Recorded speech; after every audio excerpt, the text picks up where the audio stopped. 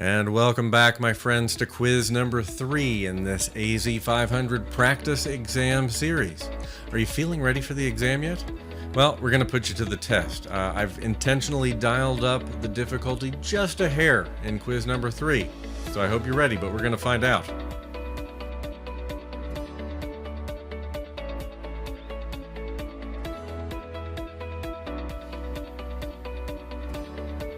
Alright, a quick refresher on how it works. So again, we have 30 unique questions, narrated so you can listen from anywhere, covering all 4 domains of the AZ-500 exam, complete with explanations. And remember, if you like the format, subscribe so we can tell you when we put a new video out there, hit the bell, give us a like, let us know we need to make more because I swear we'll do it. Let's get to it. Question number 1. So you need to continually evaluate the security posture of all the identities in your Azure Active Directory. You want to provide risk level, risk events, and current status. Which feature should you configure? 1. Azure AD Conditional Access. Or 2. Azure AD Identity Protection. Or 3. Microsoft Cloud App Security. Or finally, 4. Privileged Identity Management. So we're after risk level, risk events, and authentication attempts. We're looking at conditional access, identity protection, cloud app security, or privileged identity management. And the answer is number 2, Azure AD Identity Protection. So the identity protection feature, which comes in Azure AD Premium Plan 2, gives us that real-time detection of risk. So it will identify those attempts that look atypical due to impossible travel or anonymous IP or even evidence of a password spray attack, and allow us to control behavior with that request. For example, we can prompt the user to change their password, or we can even block the attempt altogether.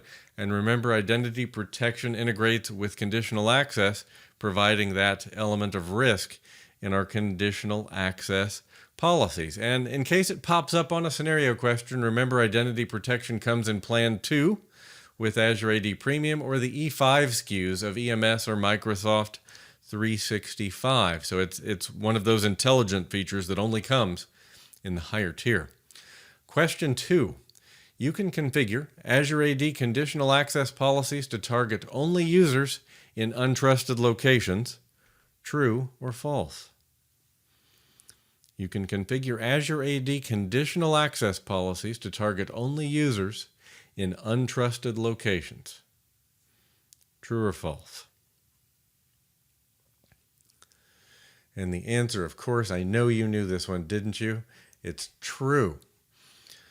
So we can configure conditional access policies not only to consider the IP address, whether it's known or untrusted, but also we can scope for specific users, specific applications. We can limit to compliant devices. We can incorporate sign-in risk if we have that identity protection feature, and quite a lot more. And you can reason your way through this one. If you think about it, it'd be quite irritating to your users if they were getting a second authentication prompt when they're sitting in the office at a trusted IP address with a known trusted compliant device, right? So conditional access is quite flexible in that respect. All right, question 3. When configuring single sign-on for hybrid users, you need to ensure that all user passwords are passed through the on-premises Active Directory domain controller for validation. What action will you take? 1. Configure group write-back in Azure AD Connect. Or 2. Add users to a privileged identity management profile. 3. Create an Azure AD conditional access policy. Or 4. Configure pass-through authentication. We want to validate our request in our Active Directory domain controller for cloud or on-premises attempts. Which action will we take? And the answer is number 4. We will configure Azure AD pass-through authentication, which is going to allow us single sign-on for both on-prem and cloud-based apps by validating user passwords directly against on-premises Active Directory. This is super handy in scenarios where you need to tap a feature in Active Directory that's not supported in Azure AD, like logon hour restrictions, for example. But it's going to pass those requests right through to the domain controller. Question number 4. You need to secure all guest user identities by only allowing logging in to Microsoft Teams via Windows endpoints and enforcing MFA at all times.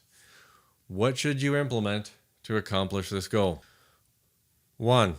Privileged identity management. 2.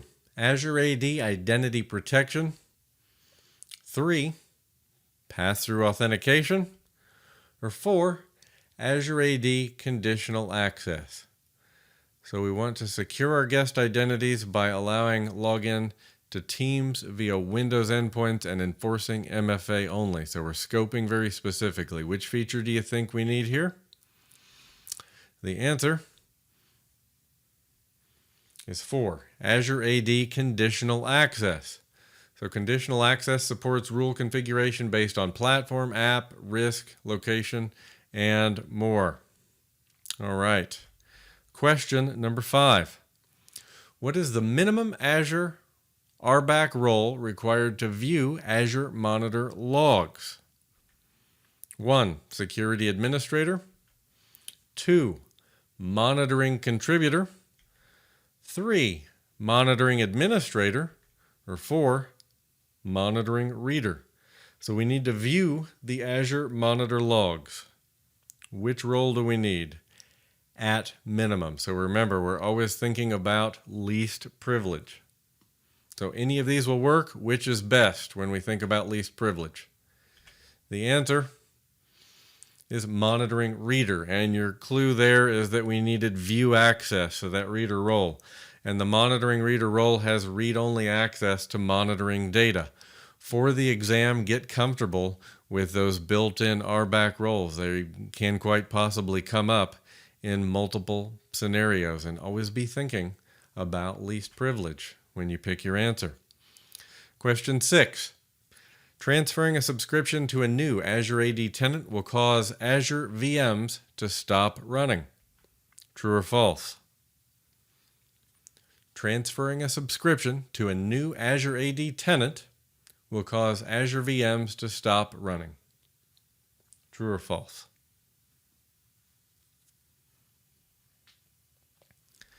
And the answer is false. So in this case, the transfer will result in Azure role assignments being permanently deleted. It will impact managed identities. The VMs won't stop running, but you will have to re-enable or recreate any managed identities associated with that VM after the transfer. Question 7. An app registration in Azure Active Directory creates an application object as well as a service principal that can access resources. True or false? An app registration in Azure AD creates an application object as well as a service principal that can access resources. This is a tough one for a lot of folks. And the answer here is true. So more specifically, the app object that's created is the global representation of the app in the tenant where the app is registered, and it occurs only once. It's a global template, if you will. And the service principal is the local concrete instance present in each tenant where the app is used. Definitely make sure you're familiar with app registration for the exam. So question number 8. For app registration, what are the permission types supported by the Microsoft Identity Platform? Pick 2. 1. Delegated permissions. 2. Explicit permissions. 3. Inherited permissions. And 4. Application permissions. So when we're registering apps in Azure AD, what are the 2 permission types supported by the Microsoft Identity Platform? This is another tough one. The last one in domain 1 for this quiz.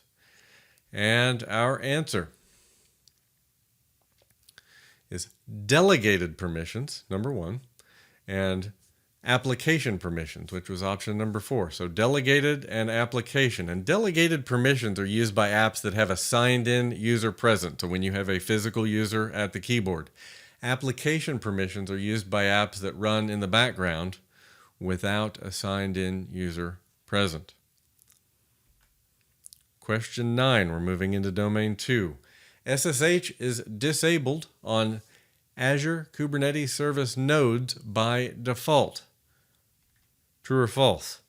So AKS nodes, remember those are the VMs where your pods run. So SSH is disabled on those AKS nodes by default.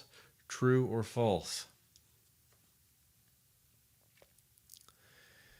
And the answer is false. So out of the box, AKS allows SSH from private IP addresses to those nodes. But on the topic of access, do be familiar with Azure Kubernetes Service and that it can be configured to use Azure AD for user authentication at the cluster level. You're definitely going to find on Microsoft exams on the whole that they're going to test you on the new exciting features, right? You're not going to see a lot of exam questions on legacy features that aren't in widespread use. So definitely have a look at AKS and Azure AD for user authentication as well. Question 10. You need to enforce that all new resources are created in specific Azure regions. You create an Azure policy. Does this meet the objective? Yes or no? So you need to enforce that all new resources are created only in the Azure regions that you would like. And you decide to do this by creating an Azure policy. Is this going to meet the need?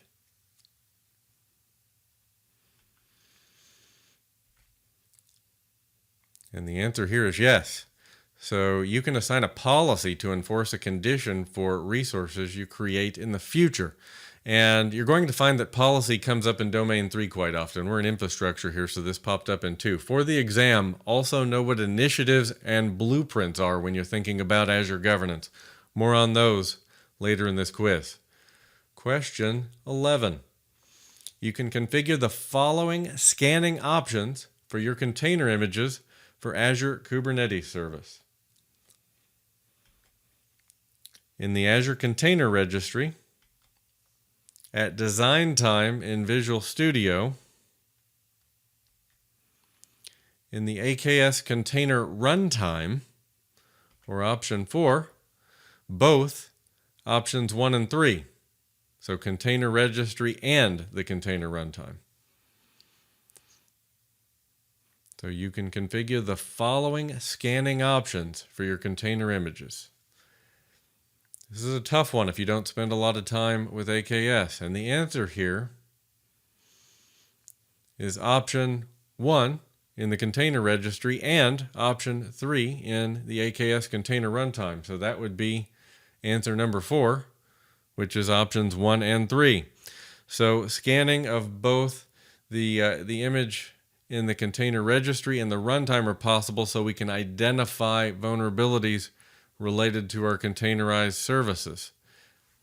And incidentally, we can also scan our code at build time for vulnerabilities as well when we're deploying apps into the container registry. So know you can point a scanner at the registry to look at the image, and know that you can point a scanner at the runtime to scan your running containers. Question 12. What are the 2 distinct modes of runtime isolation for Windows containers? 1. Process. 2. Global. 3. Hyper-V. Or 4. Local. So you're going to pick 2 answers here. What are the 2 distinct modes of runtime isolation for Windows containers? Another tough one here, especially if you don't spend a lot of time with Windows containers, as many of us don't. And our answer here are 1, process, and 3, Hyper-V. So with process isolation mode, your containers share the same kernel with the host as well as each other.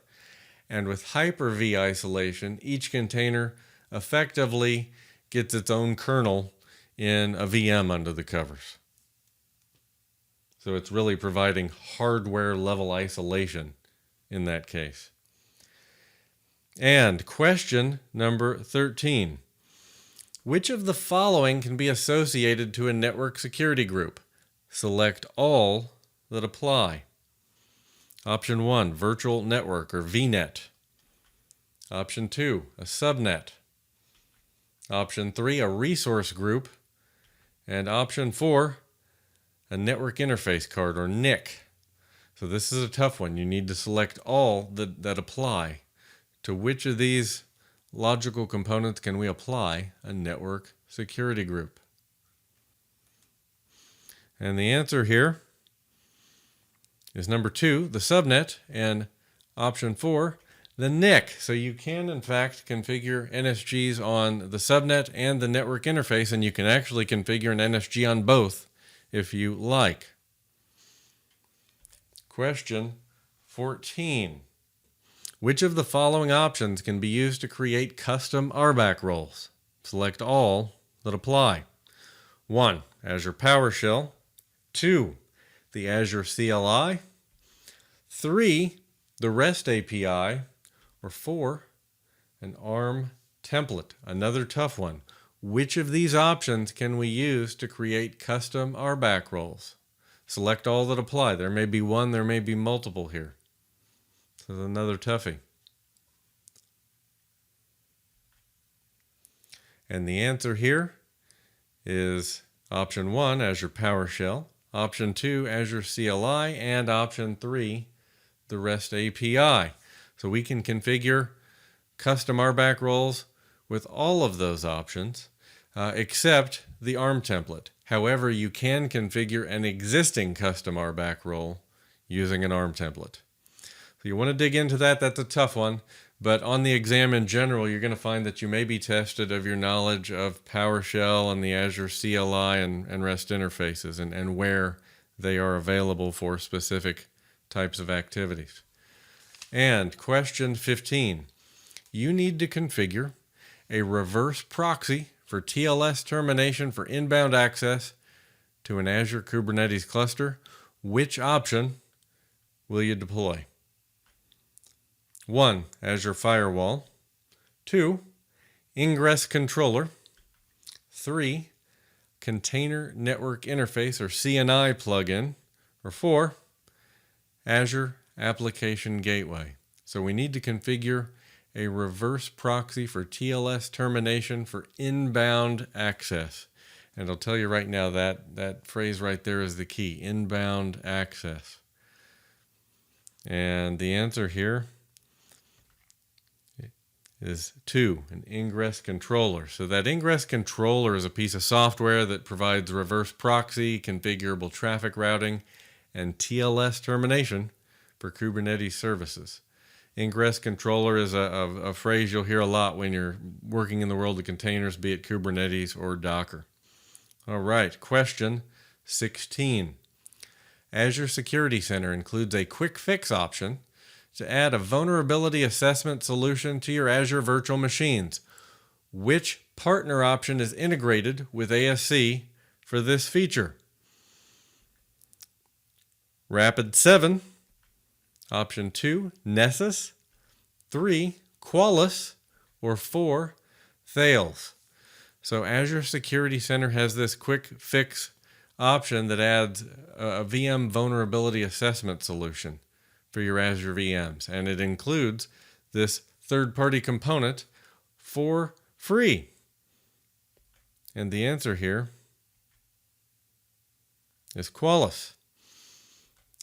So this VM scanning capability from Qualys was incorporated into the standard tier of Azure Security Center for free with simplified deployment. So where we had to go through some steps before this was put together, now we get that quick fix option where we can click a couple of buttons and the feature is deployed. Easy peasy. Question 17. You're configuring Azure policy. Which of the following policy effects require you to assign a managed identity? Choose two from the list. 1. Append. 2. Audit if not exists. 3. Modify. Or 4. Deploy if not exists. So which of these policy effects require you to assign a managed identity for it to succeed? Choose two from the list. And the answer is 3, modify, and 4, deploy if not exist. And that's because these two are write actions. So modify and deploy if not exist require a managed identity in order to succeed. Question 18. You're deploying VMs using ARM templates, and you want to include enrollment into Azure Log Analytics as part of that deployment. Which two parameters must you include in the ARM template for that Azure Log Analytics enrollment?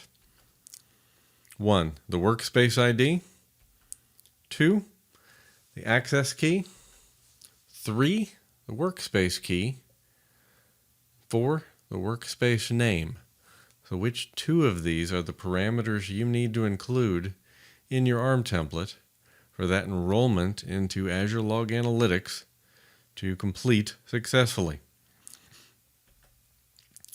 And the answer here is 1, the workspace ID, and 3, workspace key. So you'll need to provide both of those for the VM extension that deploys the monitoring agent. Question 19. Which Azure Platform Log captures data plane events? Is it 1, the resource log, 2, the activity log, 3, the Azure AD log, or 4, the audit log? So which of these Azure Platform Log captures data plane events?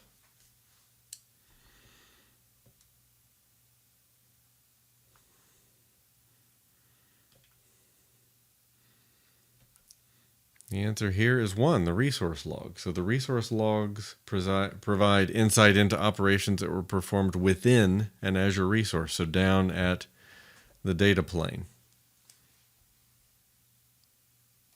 So incidentally, you'll find management plane events in the activity log. That's going to be the what, who, and when for write operations. Okay, and question 20. Playbooks in Azure Sentinel are based on which of the following technologies? Azure Automation Runbooks, 2, Jupyter Notebooks, 3, Azure Logic Apps, or 4, Azure Functions. So playbooks in Azure Sentinel are based on which of the following technologies? Choose only one here.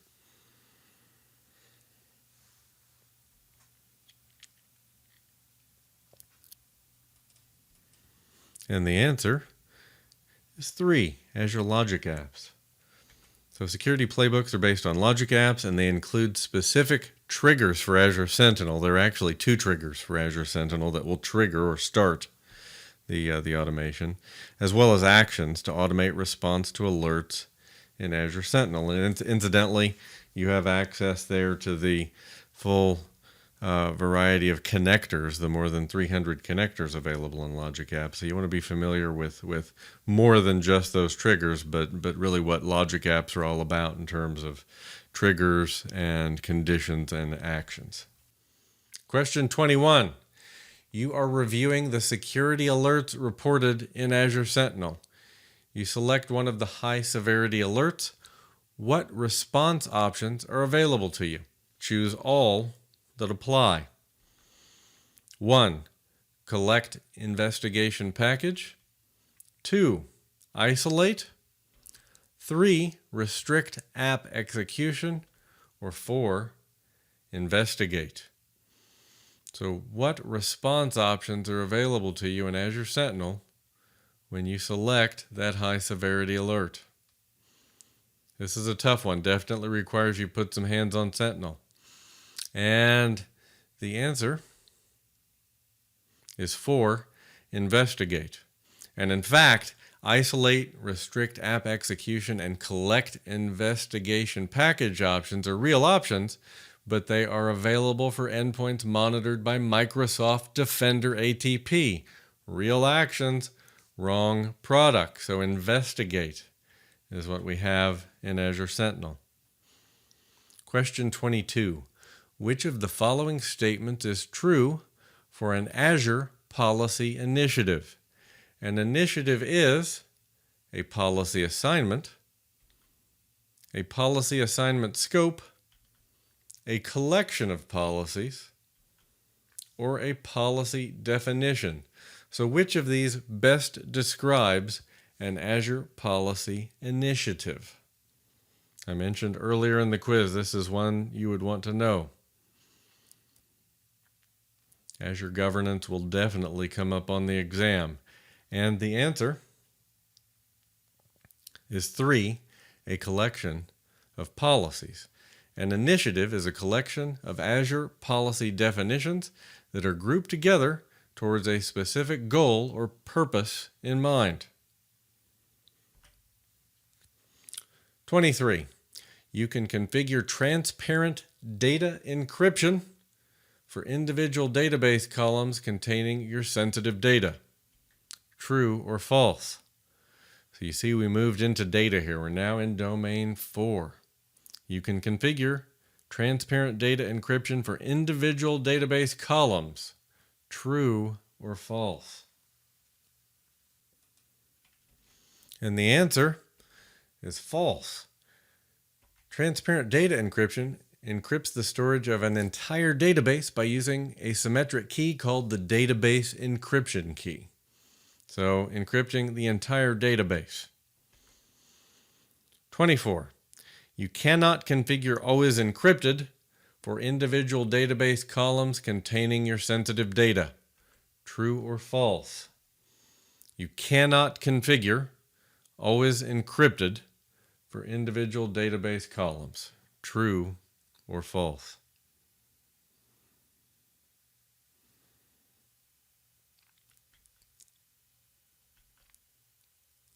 And the answer here is false. You can, in fact, encrypt individual database columns. Always encrypted is a data encryption technology that ensures that sensitive data never appears as plain text inside the database system. So ensuring that nobody will see data they shouldn't see.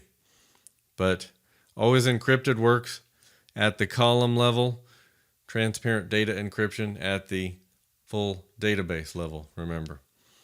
25. You create a new Azure Key Vault and want to ensure that permanent deletion of secrets, keys, and certificates can be recovered for at least 30 days. Which 2 settings will you enable? 1. Soft delete. 2. Delete lock.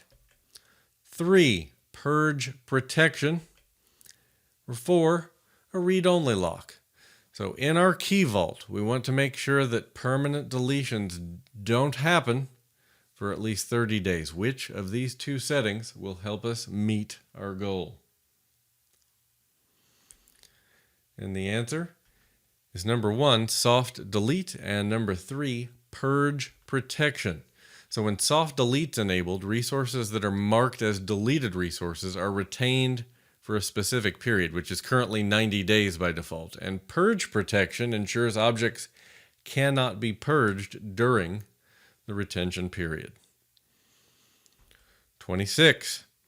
You need to provide a user access to download content from your Azure storage account limited to 24 hours. Which option should you choose?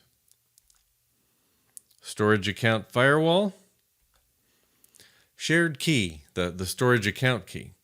Option 3, storage blob data reader RBAC role, so just granting them an Azure role, or using a shared access signature.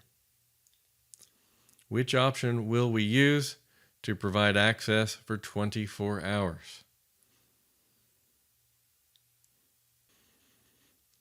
So 4, shared access signatures. So SAS tokens offer us a variety of controls to limit the time and the scope of access, whereas the shared access key offers the equivalent of root access forever. With SAS, we can configure not only the time in terms of scope, we can limit IP addresses and the actions the user can take. 27. In Azure SQL database, always encrypted.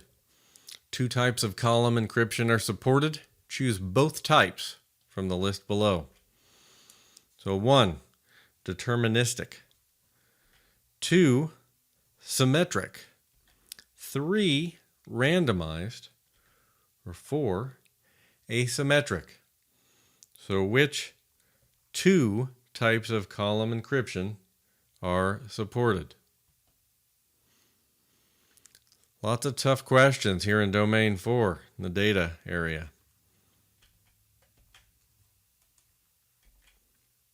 And the answer is 1, deterministic, and 3, randomized.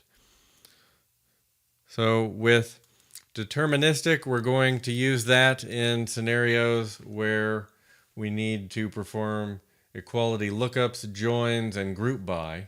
But it's going to be slightly less secure than randomized. So we're going to use randomized only on columns that we know we're not going to use in lookups, joins, and group by operations. It's going to be slightly more secure, but not something we can use in our query operations. So deterministic and randomized. And number 28. Which is the most accurate description of the transparent data encryption, or TDE feature, of Azure SQL Database? Is it table-level encryption at rest, row-level encryption in transit, row-level encryption at rest, or database-level encryption at rest? What is the most accurate description of the TDE feature of Azure SQL Database?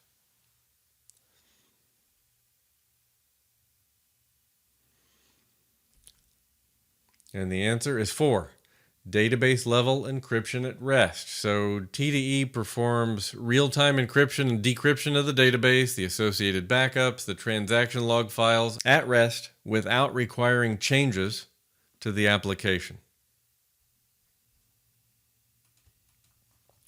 Question 29.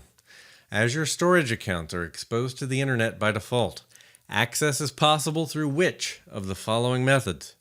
Choose all that apply. Storage account key, shared access signature, master key, or Azure AD, so RBAC, or role-based access control permissions. Access is possible through which of the following options for our Azure storage account?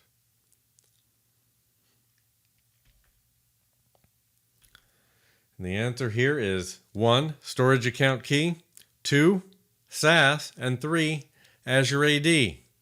So all 3 of those are methods for accessing Azure storage, although Azure AD is only supported for blobs and queues. And you may say, well, Pete, it's also supported for Azure Files.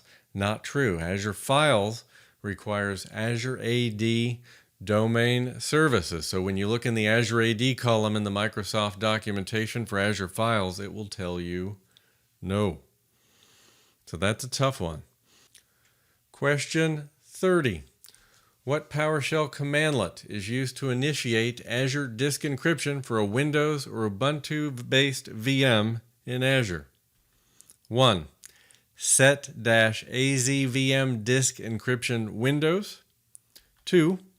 set-azvm disk encryption extension. 3. set-azvm disk encryption Linux. Or 4. set-azvm disk encryption. So which of these commandlets would we use to enable Azure disk encryption for a Windows or Ubuntu-based VM? So don't be surprised if you get questions requiring you to recall PowerShell commandlets or even Azure CLI syntax. The answer here is 2. set-azvm disk encryption extension. So the same commandlet is used for Windows or Linux. It's the -extension type parameter where you specify the operating system type. And there we have it. Quiz number 3 is down. Remember, if you like what you're getting here, subscribe, hit the bell, give us a like, and we will see you for number 4. Thanks for watching.